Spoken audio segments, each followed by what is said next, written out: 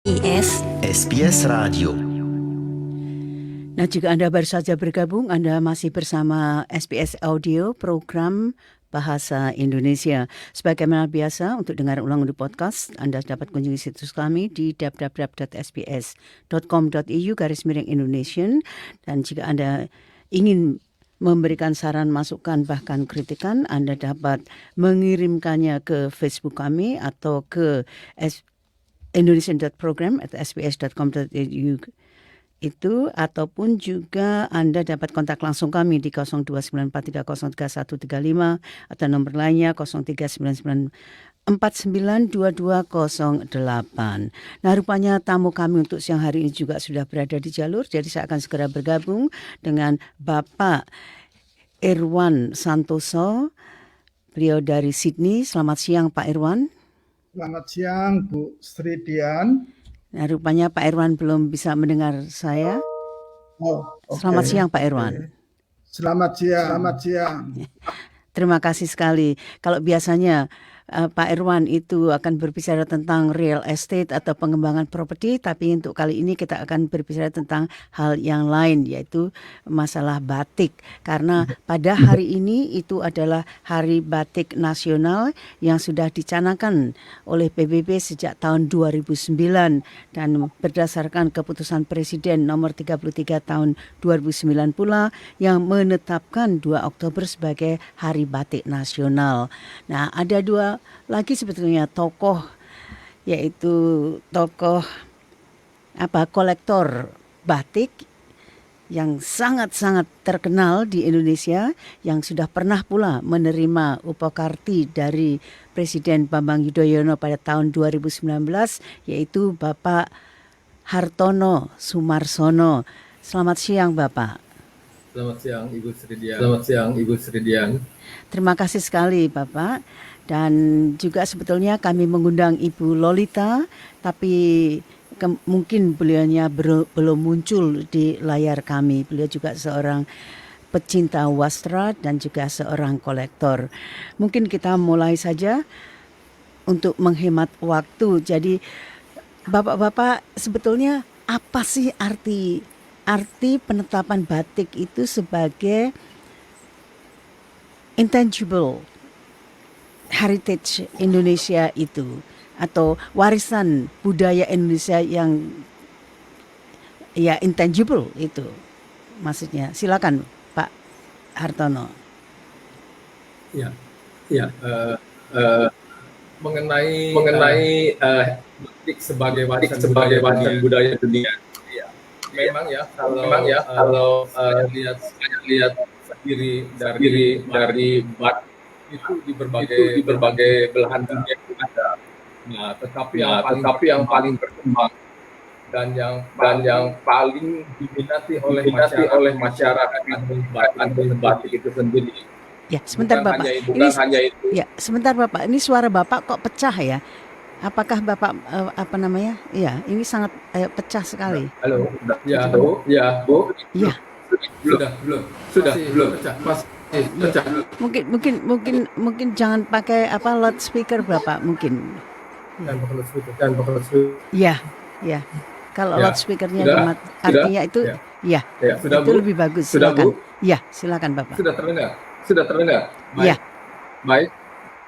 Tapi kita nggak bisa dengar ya. Di sini saya nggak bisa dengar, Bu. Halo. Iya. Enggak, maksudnya loudspeaker itu loudspeaker yang untuk di luar itu. Dari awal. Iya. Awal ditungguin. Bagaimana Bapak sudah bisa mendengar saya sekarang? Suaranya masih pecah, Bu. Bapak, ya. Saya akan mengatakan kepada David kalau suara Bapak tidak bisa terdengar itu. Jadi mungkin coba Bapak berbicara. Iya, Bu. Bagaimana sekarang? Iya, saya bisa mendengar Bapak. Apakah Bapak bisa mendengar saya? Itu yang penting. Ya, cuman suaranya kecil sekali ya. Suara saya yang kecil. Sebentar saya itu lagi. Ya, mungkin dapat dapat diperjelas Bapak itu. Ya, untuk ya, Bapak. ya sudah Ya. sekarang bisa ya, Nah, sudah sekarang bisa ya Bu ya. ya, ya, ya. Oke, Jadi Bapak, oke, apa ya, itu artinya batik itu sebagai warisan budaya itu? ya, ya. Seperti yang tadi saya katakan bahwa memang batik itu yang paling berkembang di dunia ini adalah di Indonesia. Ya, jadi Ya, banyak jadi negara banyak yang negara membuat yang batik. membuat batik. Ya. Nah, tapi yang di Indonesia Tapi yang di Indonesia ini memang betul-betul yang paling istimewa. Dan juga Dan juga kalau kita melihat batik-batik dari keraton, nah itu motifnya itu mempunyai makna. jadi punya arti sendiri gitu. Bu, Untuk ya. setiap batiknya, iya. Dipunyai oleh negara-negara lain. Ya. Nah, nanti itu Mengenai kita lihat juga, ya, kita bicarakan nanti Bapak mengenai motifnya itu sendiri. Saya ingin memperkenalkan Pak Iwan dulu itu. Jadi tadinya apa yang mendorong Pak Iwan untuk menjadi seorang kolektor, Bapak? Sebenarnya saya ini suaranya double ya. Karena saya tadi ya, saya bisa dengar Bapak. Saya bisa dengar dengan Bapak. Ya. Buat saya itu double. Ya, mungkin kalau Bapak memakai earphone atau headset itu mungkin akan lebih bagus. Mungkin. Ya, silakan Bapak. Ya. Jadi gini. Pertama kali SMA itu saya untuk dipakai ya. Pada waktu itu pakai batu cap lah. Karena untuk batik sangat mahal saya. Nah, begitu saya bekerja memakai batik. Terakhir itu saya pakai baju batik itu yang akhirnya sehingga lagi batik itu sebenarnya saya dibawa koleksi batik. Nah, sejak itu saya mulai dan saya melihat keindahan luar biasa terus yang kuno. Ya, kalau Pak Irwan itu dari kecil, artinya dari masa sekolah. Nah, kalau saya tidak keliru untuk Pak Hartono sendiri untuk Pak Hartono sendiri itu kan Bapak sudah sejak muda juga itu, pada waktu masih muda sekali membantu paman Bapak yang berusaha dalam bidang bisnis batik itu juga. Dan pada tahun 1970-an bahkan Bapak sudah merintis sendiri bisnis tersebut. Dan mulai saat itu kalau saya tidak keliru juga Bapak sudah mendedikasikan ibaratnya hidup itu untuk batik itu. Nah, itu mengapa Bapak? Mengapa sedemikian komitmennya Bapak terhadap batik dan perkembangannya itu? Ya, kebetulan ya, Ibu ya. Karena saya bisnisnya batik. Nah, itulah sebetulnya waktu era tahun awal 80-an ya, 85 kayak begitu. Ya. Saya hobi dengan keramik Cina. Jadi saya suka belanja keramik Cina itu di Jalan Surabaya, di Jakarta di Menteng itu kan ya, yang sangat terkenal.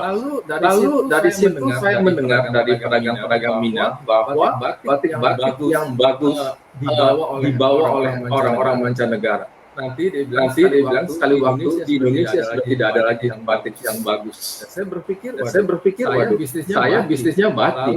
Lalu kalau sampai mendengar perkataan semacam itu, sangat kasihan sekali ya. Nanti sekali waktu kita pengen lihat batik yang bagus itu tidak ada di Indonesia. Nah, itulah sejak itu mulai ada rasa terenyuh di hati untuk mengumpulkan batik. Sejak itulah saya mengumpulkan batik. Ya, tapi Bapak tidak tanggung-tanggung ibaratnya begitu kan? Bukan saja artinya itu waktu, tapi juga dana. Itu menanamkan modalnya di situ itu dengan ya tidak dapat dibayangkan lah kalau menurut saya itu Bapak. Jadi kepuasan apa yang Bapak dapatkan dari usaha Bapak itu? Ya memang Ibu semua dari memang Ibu semua dari saya kumpulkan uang juga. Itu kan dari bagian dari sana lah. Jadi sebagian lagi yang saya keluarkan itu untuk batik gitu ya. Karena memang hobinya di sana Bu, barang-barang seni saya suka gitu ya. Jadi untuk mobil bagus saya kurang suka gitu. Atau alat bagus saya kurang suka. Jadi sukanya di barang-barang seni. Nah itulah makanya saya pusatkan ke barang-barang seni itu sendiri.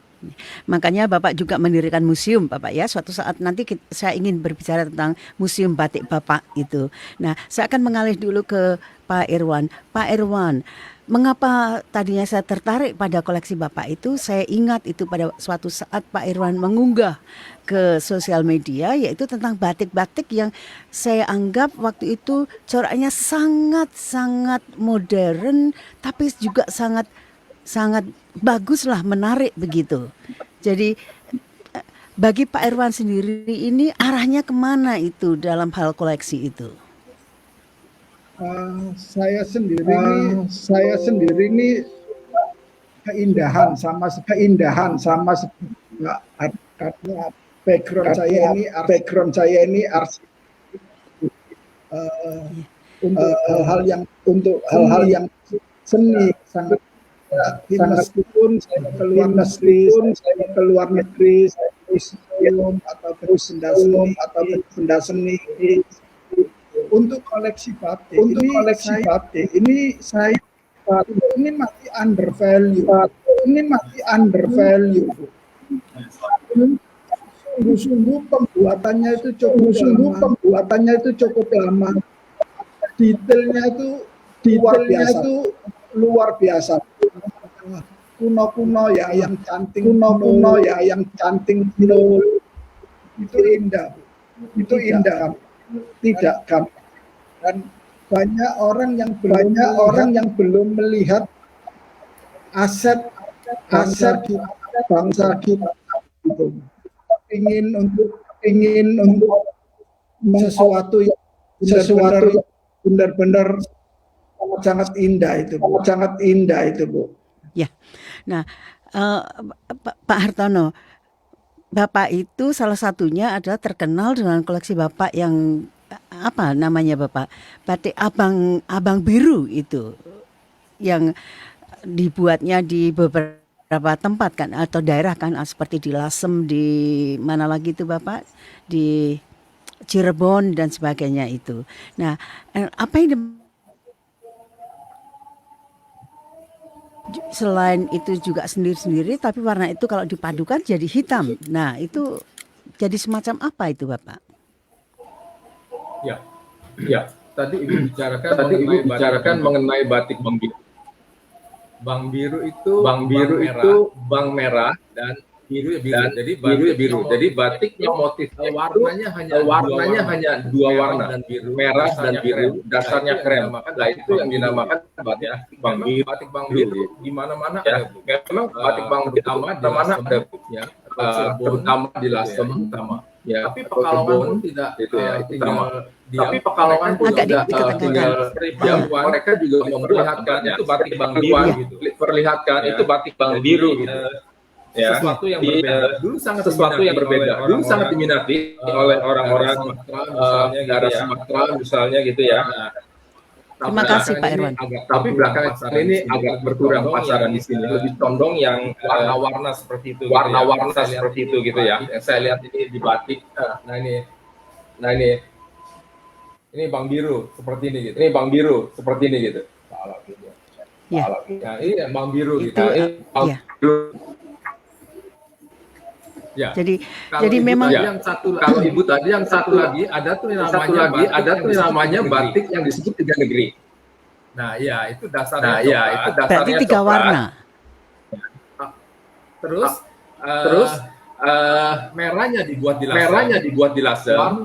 Warna dan coklat dan birunya dibuat di Solo. Yaitu batik tiga negeri. Tapi menurut cerita konon dulu itu dibuat di tiga tempat. Merahnya di Lasem, birunya di Pekalongan, soganya atau coklatnya itu di Solo. Tapi yang kita buktikan bahwa memang ada hanya di duanya itu, yaitu di Lasem dan Solo. Gitu. atau Solo. juga dari Lasem dengan Pekalongan berwarna juga gitu. Itu juga ada. Jadi dulu orang Lasem menjual batik hanya warna merahnya itu. Hanya warna merahnya saja yang dijual. Ya, itu namanya batik Belangko. Dijual ke orang Pekalongan membuat batik yang itu ya. Jadi itulah batik Belangko. Jadi batik yang biasa kepalanya merah, lalu badannya itu terserah orang Pekalongan membuat warna macam-macam gitu. Seperti itulah gitu ya. Jadi zaman Belanda pun sudah terkenal batik-batik semacam itu gitu. Nah, misalnya ini nih ya, batiknya orang Belanda, yang bawah itu merah ya, di kanan itu bagian kepala yang dijual oleh orang Lasem. Lalu orang Pekalongan meneruskan batiknya yang di samping kiri gitu. Ya, Bapak. Ya, terima kasih Bapak. Nah, saya akan ke Pak Irwan dulu. Pak Irwan, itu di belakang Bapak itu kan juga motif batik itu dari mana itu, Pak Irwan? Ini luarnya lukisan Bu, batik, tapi motifnya itu ranah incin gitu. Itu biasanya kalau motif batik cincin. Itu dari motif Pekalongan itu ya. Kalau untuk yang di latar belakang dari Pak Hartono sendiri itu apa Bapak? Selendang. Ya, selendang. Motifnya itu akulturasi antara Jawa dengan Cina. Jawanya itu wayang, lalu bagian badannya itu baji, Cina, yaitu Cina gitu. Akulturasi yang bagus sekali itu Ibu. Ya, sayangnya mungkin saya akan minta Dave untuk zoom itu yang di belakangnya Bapak itu. Ya, mungkin saya akan minta Dave untuk zoom Pak Hartono itu. Ya, biar lebih jelas lagi. Jadi yang dimasukkan wayang yang mana itu Bapak? Ya, yang di atas itu kan wayang. Ya, saya bisa melihat itu. Itu yang apakah Pandawa? Banji itu, Bu. Iya, itu apakah Pandawa Bapak wayangnya itu? Bisa aja. Kalau sebelah kiri itu kan kelihatan Bima gitu ya. Sebelah kanannya kelihatannya Arjuna yang artinya ya. Tapi mungkin bukan ya. Saya tidak dapat mengenalinya dengan baik itu Bapak. Ya, tidak apa-apa. Memang menarik sekali kalau kita berbicara tentang masalah batik ini. Mungkin di lain kesempatan kita dapat membahasnya lebih lanjut lagi Bapak, dan mudah-mudahan sambungan kami akan lebih baik di masa yang akan datang sehingga Bapak-bapak dapat bercerita dengan lancar begitu maksud saya. Dan juga Bu Lolita pun dapat bergabung. Bapak Irwan Santoso dan Bapak Hartono Sumarsono, terima kasih atas kebersamaan ini dan terima kasih yang sudah ikut melestarikan yaitu warisan budaya Indonesia yang berupa batik itu. Selamat sore. Ya, terima kasih kembali Bu Sri. Terima kasih kembali Bu Sri. Terima kasih Bu Sri. Terima kasih Pak Irwan. Sampai jumpa Bapak. Ya, sampai jumpa. Ya.